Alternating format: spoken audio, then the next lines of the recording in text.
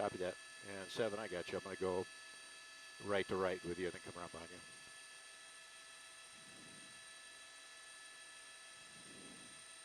Yeah, it's been that way for a long time. I'm 56. No, it's southbound 14. Southbound 14.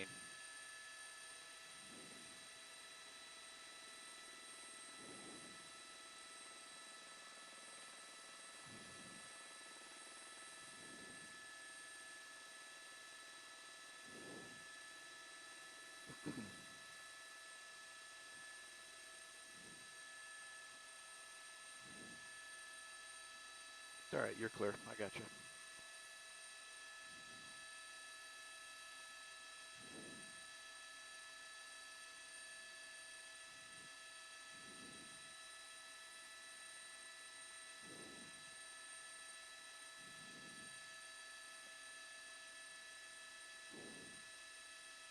Yeah, it's sparking too. Stand by. Okay, scanner's going off. Let me know the cross streets, okay? Yep. 7, I'm behind you at 6600. I'll keep you in sight. Or 56.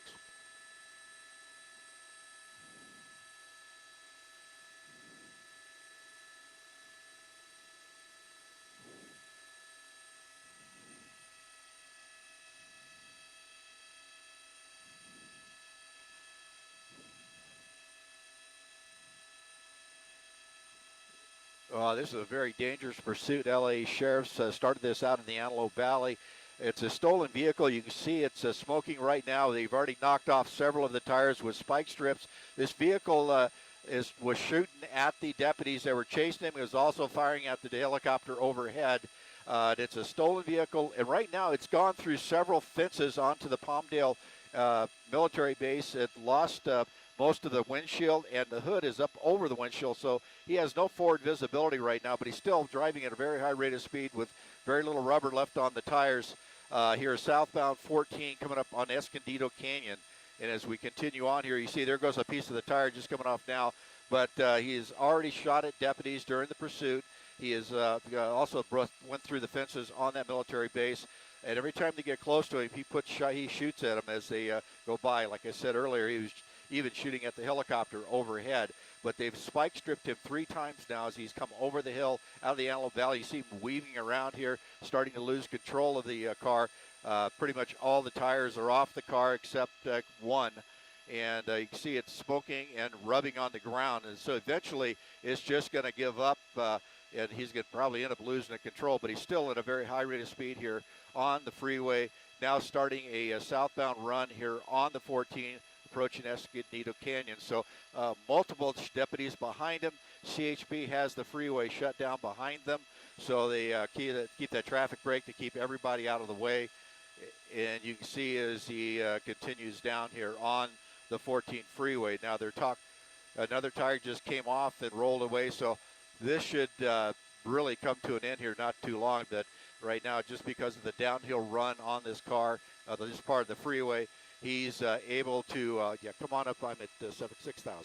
And you see he's over to the right lane here, just whipping back and forth. So once it gets down here a little bit further where we start getting little curves in the freeway, it's going to be very difficult to maintain control of this car. We should be seeing sparks coming out of his any time now as those rims start wearing down and he starts rubbing that frame on the ground as well as the front suspension area. But really just a lot of speed. And you got to remember the hood is busted up over the front windshield. So he has no forward visibility whatsoever on this car. So I can't imagine how he's driving this fast. Just the fact that there's no one else on the nobody else on the freeway that he could run into. But we keep pushing back down here on the southbound 14 freeway, coming down into the Santa Clarita area. So it's going to get really dangerous once we get down here. He was on surface streets for a while and finally got on the freeway here and started working his way down towards Santa Clarita.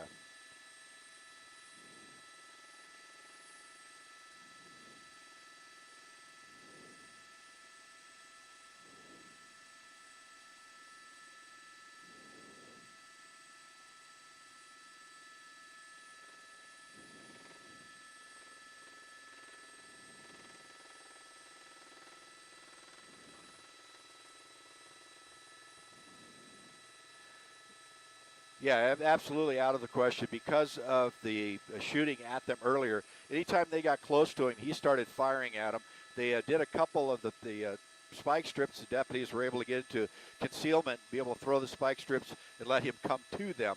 But every time they get side to him or get in front of him, he starts shooting at them, and as well as shooting up at the helicopter as they continue here. So they're going to hold coming up on Agua Dulce now, but they're not going to do a pit maneuver on this because it's just too dangerous for the deputies. I can't believe this deputy is that close to him right now with the way he's been acting here. But yeah, I can't understand how he's seen out the front window. Once we get down here into some light, hopefully we can get a pretty good look at it to see exactly what kind of visibility he does have. But very dangerous situation here. Not just a stolen car. You never know what you're going to end up with on a stolen car. You don't know what they've done. Here it's a simple thing. We've seen these 100 times. Just stolen cars pull over and give up. TV5, Roger. It just gives up. But this here, you got a guy that'll shoot at you. So you have no idea what's going through this guy's mind or what's happening here. And when this thing comes to an end, it's going to be a very intense time for the deputies as well as that subject in the car. And as we spoke about last night with that standoff in the pursuit we had over north of Hollywood, it's totally up to the suspect on how this is going to end. And if he gives up peacefully, it'll be done. If he doesn't, it goes the other directions. These deputies aren't going to put themselves in harm's way to try to take him into custody if he's shot at them already. So, and also you see stuff getting tossed out of the car as we work our way along here. Coming up into the housing tract here on the very east end of Santa Clarita. So we'll start hitting some cross traffic up, or some traffic on the freeway ahead. But CHP is running a traffic break behind to keep the traffic away from this pursuit. He's still at a pretty good clip now. Looks like we're running just about 77 miles an hour down the freeway. And that sheriff's unit is directly behind it. CHP was not requested on us because of the shots fired at the deputy. They decided to keep this pursuit, which is their prerogative. So right now with their 2 air units overhead and multiple units behind him, they have plenty of manpower and ability here. So when this does come to an end, they'll be able to contain this subject in the car. But yeah, I imagine he's got to have some forward visibility as fast as he's driving and as well as he's maintaining these lanes with no rubber on most of his tires.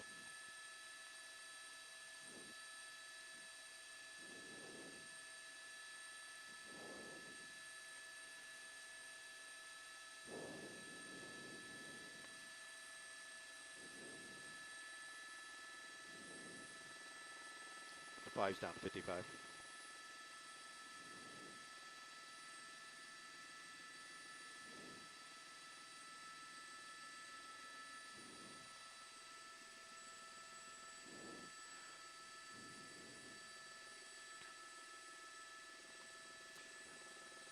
Yeah, we just heard there's passengers in the vehicle, so right front passenger that we're hearing, and also I'm listening to the helicopter give information to the ground units right now as they speak. He says the right front passenger does have a firearm, and I thought he might have said somebody was in the back seat, but I kind of missed it as we came around there. But definitely a passenger in here with a firearm, and they didn't say who was shooting at them. They just knew they were getting rounds shot at them from the car, so very likely that passenger was the one shooting back at the deputies as they continued here down the 14 freeway. So now we're coming up on Soledad Canyon Road, and this will get us into the populated area. And if he gets off the freeway, then it's just really going to be a very dynamic situation because you're going to get into populated areas, into residential areas, especially if he goes into a neighborhood. I can see ahead on the freeway, you got multiple county sheriff's units waiting at the on-ramp up here, and if he gets off, they'll be right there waiting for him. So as we continue down, he's holding in that far right lane, and he's only got about 1.5 to 2 miles to the next off-ramp down here. So as he comes up, we'll see what he... And also, we just heard that SEB, or their Special Enforcement Bureau, is now en route to this. They've dispatched a Bearcat, which is a heavily armored vehicle. So that vehicle would be able to do a pit maneuver if it had to. and also disable this vehicle because of its ability to armor to protect the deputies inside. So as we talked about that last night, getting that type of equipment out here, using the proper tools and techniques to take care of this. Now I can look ahead, and I can see the northbound 14 freeway has been stopped by the CHP. It's up just north of Newhall Road, and so right now they've got the freeway shut down in both directions. That's just to make sure that they take care of the drivers out here, because if this guy's shooting, they want to make sure that they don't get anybody's harmed away. But now you're kind of seeing that hood. You see it up over the top of the windshield there. So I don't know if he has visibility under it or what. Maybe you can help me out with the monitors there. I can't tell from up here.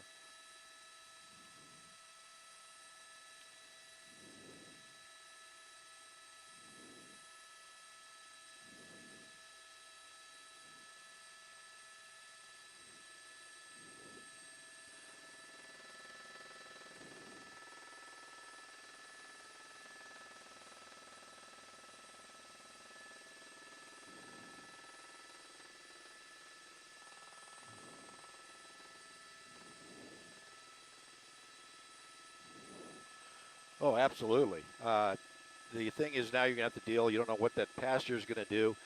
Is he just going to come out shooting?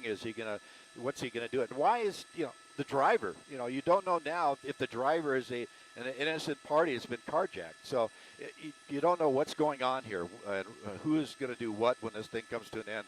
But I guarantee you they have at least 15 units behind it ready to take action, as well as the Special Enforcement Bureau on their way with armor. And that'll take care of business once they get here. And once they get here, I guarantee you'll see that Bearcat come up here and take the lead. And when he gets a chance, TV5, Roger. Once he gets a chance, he will take the pit and take this guy out, because they've already taken off most of the tires. I'm really surprised that we're not seeing any sparks now, because usually as the rubber comes off, we saw 3 of them come off already. You start wearing those rims down on the highway. Now you can see the hood right there. You can see right down to the engine compartment.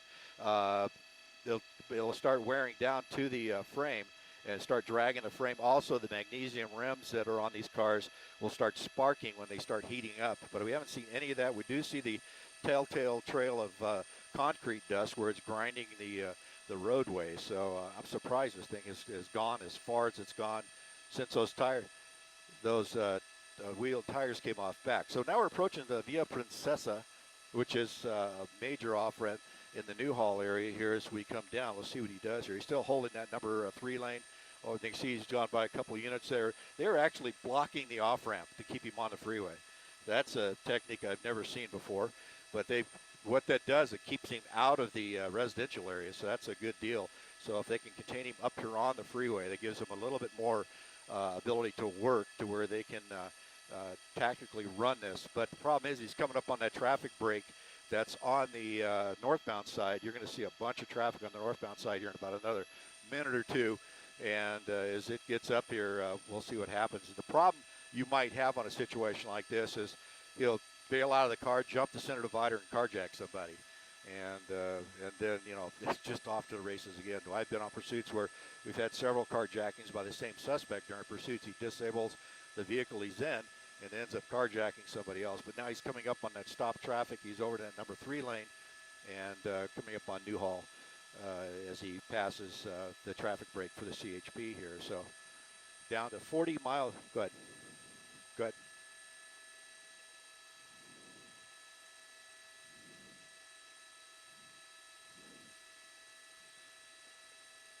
They can't do one on this one. I'll tell you right now. He's already shot. He's already shot at the deputies. And the deputy's not going to drive up there and get right next to him and turn him around. And also, I know the speeds because I've taken the course and I've taken the training. So I'm not going to say it because I don't want the suspects to know it and give away a trade secret.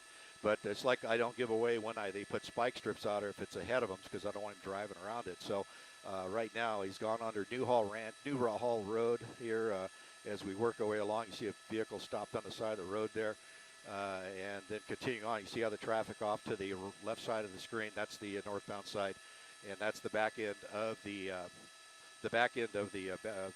traffic break. So still moseying along here down to looks like 57 miles an hour according to our speedometer, and so just I still can't believe he's going this fast, this far with the hood over his window with no tires. Yeah. Yeah, he was downhill that first part there, and now we're uphill, making our way towards the Newhall Pass, where the 5 joins in with the 14, and we make our way into the Sylmar area. So, yeah, it's really, really something else here. I can't believe this car has taken this much of abuse and still going. So, we'll have to see how much further he can get this thing to go.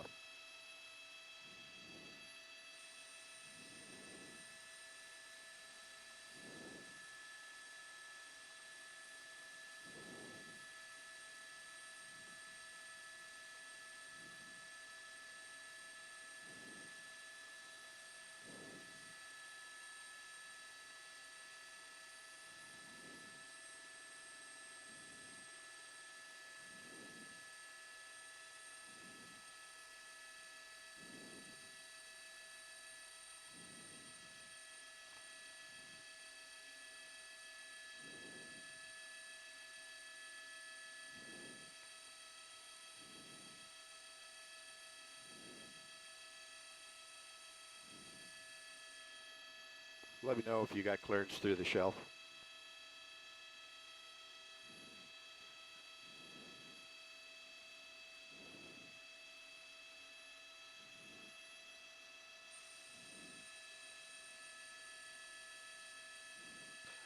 Exactly.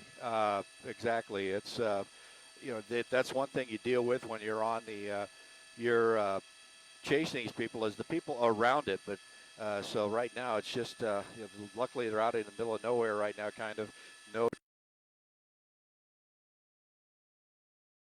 make this connection.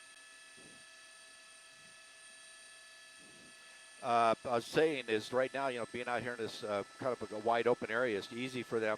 But as we make this turn here and make the connection with the 5, then it's going to get down into the more populated area, the San Fernando Valley. Anyway, so it's right now, got it. And right now we're coming down that little last bit of a hill here as we come around the corner to pick up that 5 freeway. Mike and Christine, I'm going to have to send it back down. Christine, I'm going to have to send it back down to you so I get through the Burbank airspace.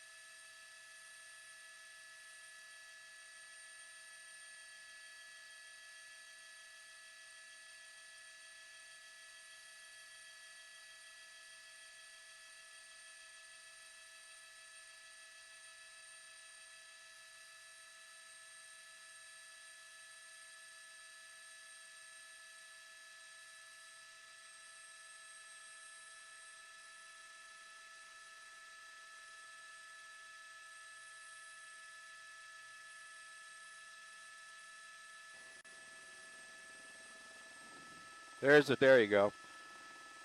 All right.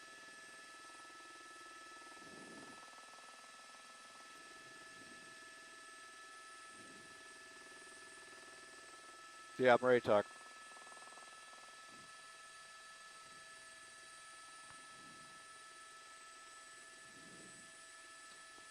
Five's down to 37, continuing down.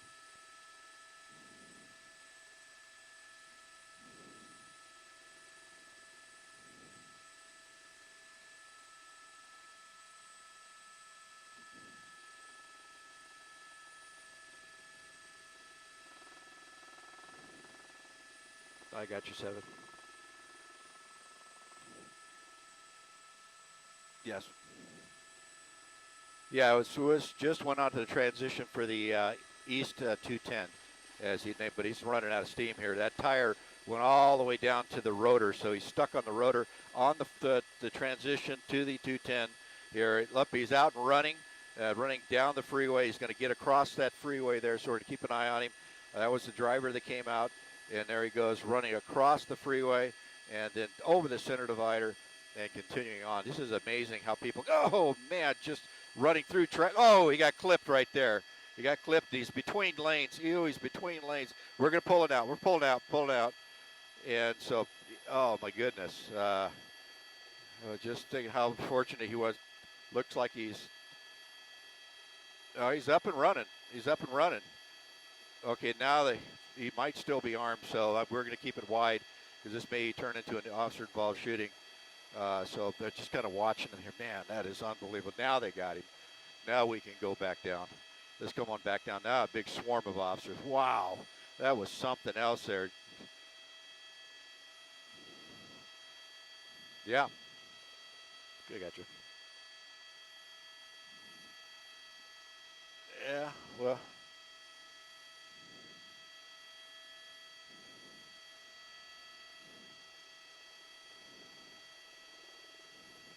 Yeah, it's unbelievable how that guy just got over the center divider and just got clipped by the one car. But the fact that he was laying between lanes, and then have a car zipping around behind, right beside him, and TV5, Roger. And now they've got him down here and pinned down. And we've also hearing from the air unit that the other person in the car is in custody back at the car. But you see right here, this is the part of the 5 freeway. Look out here, yeah, that's the 5 freeway he ran across. So he was up on the 210 transition to the eastbound 210, ran across the southbound 5, and then got clipped as he hit that number 1 lane on the 5 freeway. So also he tossed a gun is what we're hearing as he got out of the car. So they're going to grab that as well. So man, oh man, what an ending to a pursuit here up here in Sylmar area.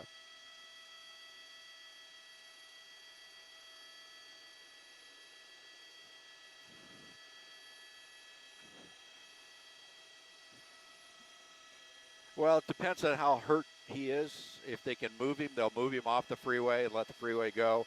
The southbound freeway is stopped because of all the deputies' cars that are up there blocking the freeway. You see right there. And then, and so also the 210 flyover is closed as well.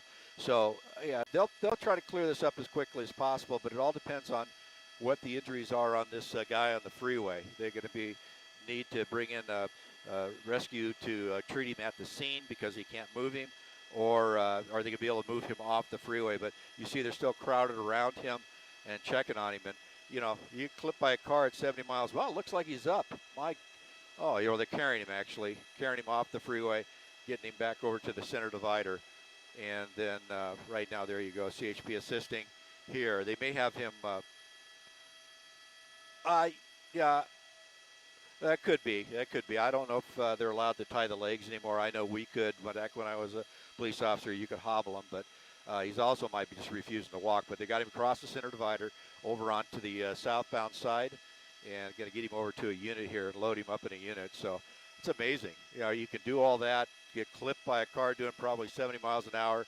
And then as we go to a replay here, just amazing that this didn't turn out any worse for this driver or this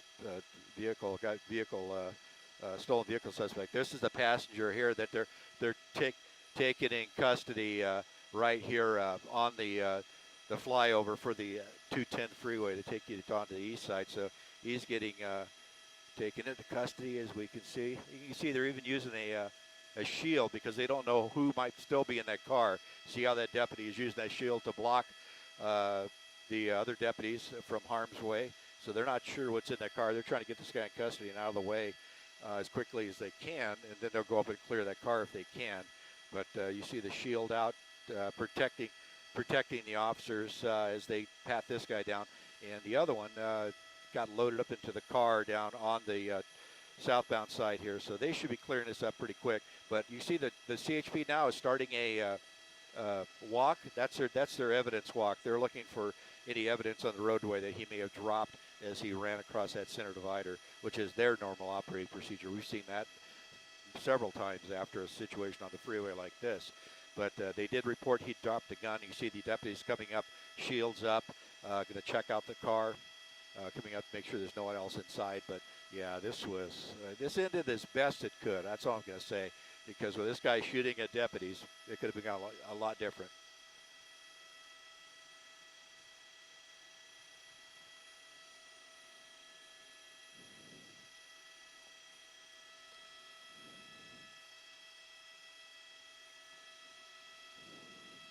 Yeah, absolutely. I mean, it's a full contact sport, as we used to say, and it really sucks to be in second place some nights. So right now, you see they're taking the advantage, using positions of advantage, using tactics, tools, and training to go through these motions to make sure they get home safe, and also to make sure that the surrounding community and drivers are safe too. So right now, they got both sides of the freeway pretty much shut down until they can get this thing squared away, and they should be able to come out. We'll show you the video again of the ending where this guy bails out of the car. He's on that eastbound 210 transition, bails out, runs across the southbound 5, and as he jumps over the fence, gets clipped by a car on the northbound side. And just fortunate that he was able to stay on that line and not get hit by any of the follow-up cars, because they had cars zipping both sides of him at one point. So right now you see that vehicle stopped right there, and also that fact that car was almost in contact with him at one point. But you see CHP still standing on the freeway, keeping it stopped until they'll get all these deputies and CHP officers off the freeway, and then start clearing this up. And we're now hearing no deputies injured, so that's real good news.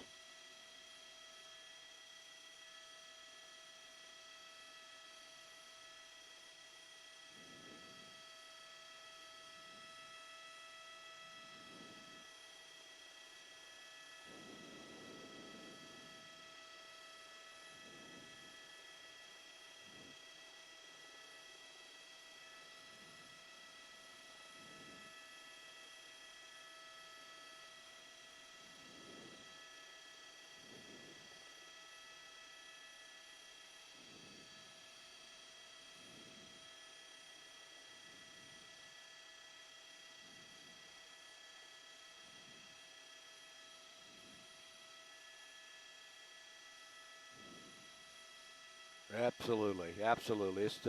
This is the best ending that it could have been. I mean, with all the dynamic things that were going on here, it's just fortunate nobody was seriously hurt.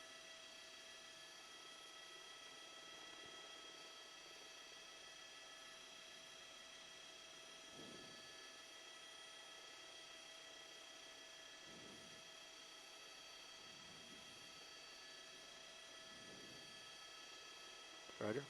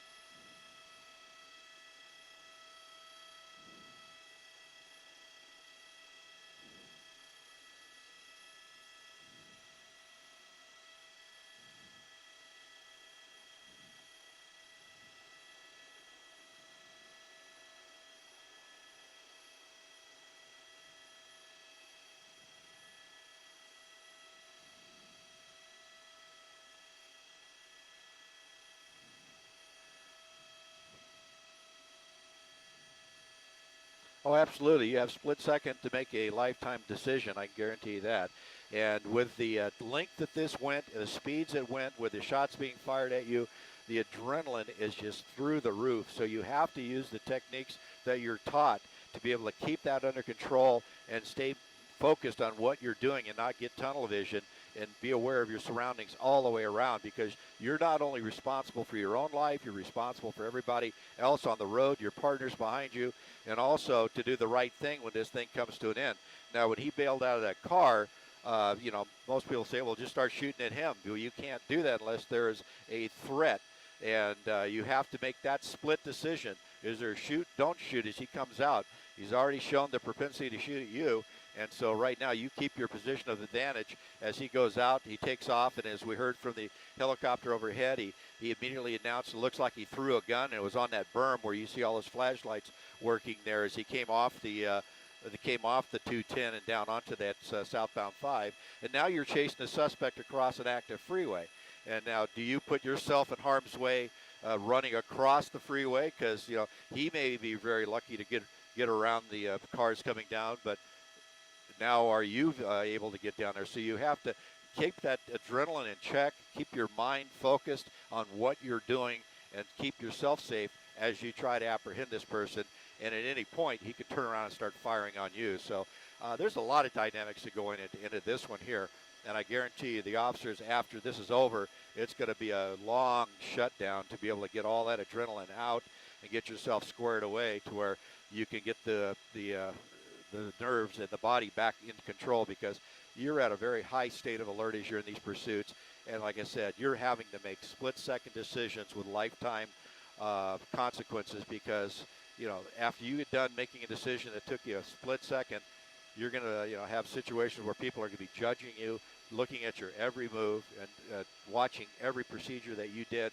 And if anything is out of procedure or out of policy, then you're going to have an issue with that. So that's in the back of your mind when you're doing this. But the thing is, you play as you train, and you train as you play. So if you have proper training, you have proper discipline, you'll do exactly what you've been trained to do, and that's what you immediately go to. So now we're hearing just that now there was a deputy involved shooting at the termination. So one of those deputies did fire at him. So that's going to change the dynamics of the investigation. Christina, that's going to make this is a crime scene now. And as far as the freeway being open, they're not going to do much right now to open the freeway, because once that happens, it is a full-blown investigation that has to take place, and they're going to keep the area sanitized with any vehicles here until they get all the evidence and all the information they need to conduct that officer-involved shooting investigation, as well as the internal investigation that goes right along with that. So that changes with the scene now. What's going to happen here, they're not going to clear it up as quickly as we hoped. But right now, the 210 freeway for the eastbound, it's shut down. That's the flyover right there. Right next to it is the southbound 5 as it backs up towards the 14 freeway. That's a dead stop now. And then coming north, if I look out the window here, you got to shut down back at, I believe that's Paxton back there. Back at Paxton, it's shut down, and it's backed up back to the 405 split back there. So, yeah, this is not going to be a happy commute for the folks living up in Santa Clarita Valley, or anybody traveling north tonight towards the Antelope Valley or points north. So this is one of the choke points here in the basin. To get out of the basin is this 5 freeway going through the Newhall Pass. So once again, we're getting information just a little bit at a time, and we just heard it was an officer or a deputy involved shooting at the end. Apparently, I don't know if anybody was hit. We're not hearing that information yet.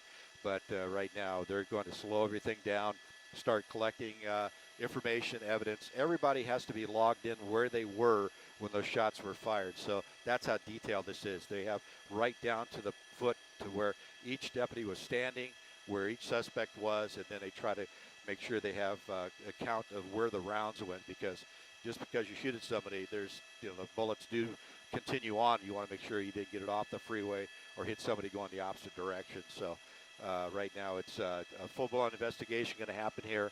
Luckily, no deputies injured. The suspects look like they're both in okay shape, especially the one who was on the freeway. Very lucky person. So as we come here to keep an eye out, I already see the scene is completely shut down, and will be for quite a while.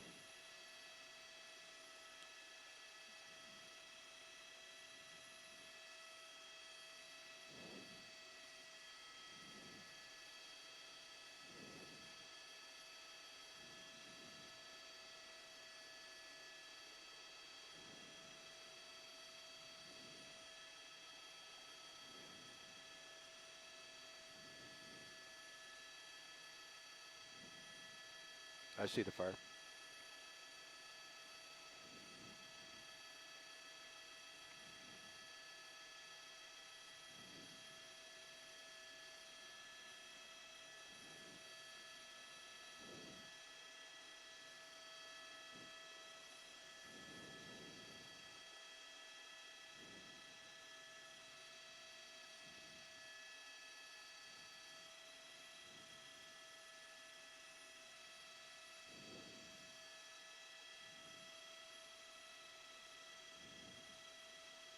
Oh,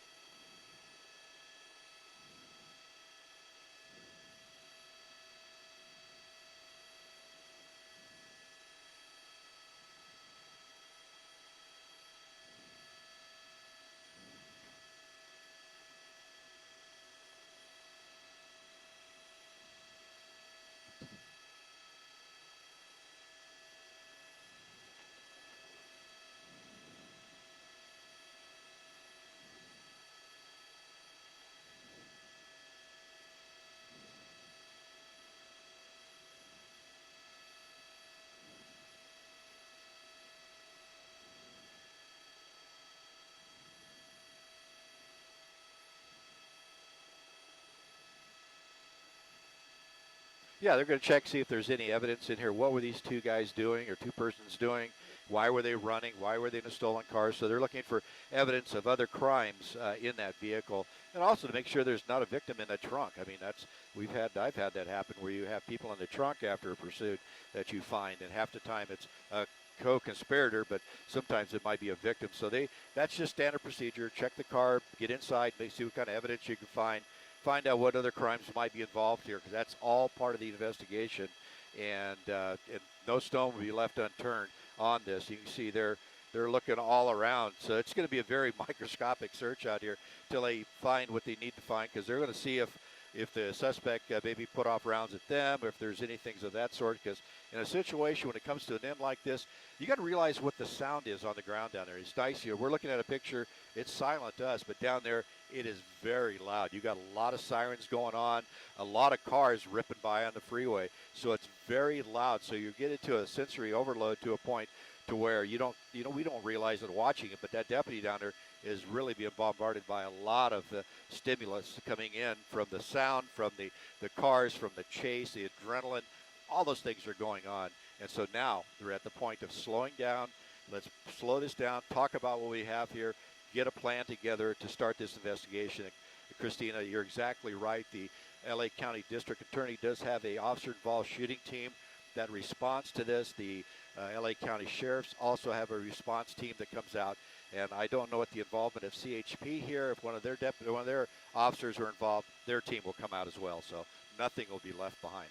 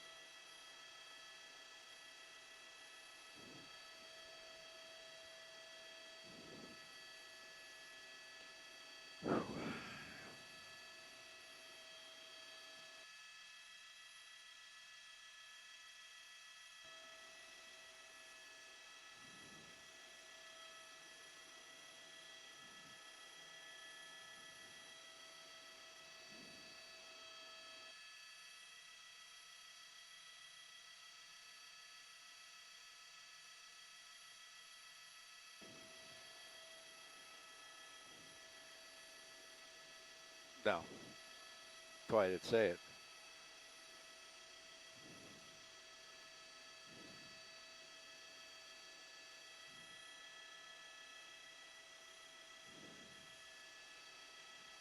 Okay.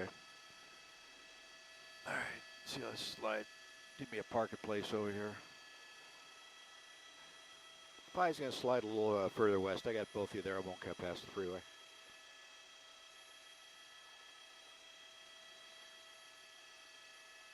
All right.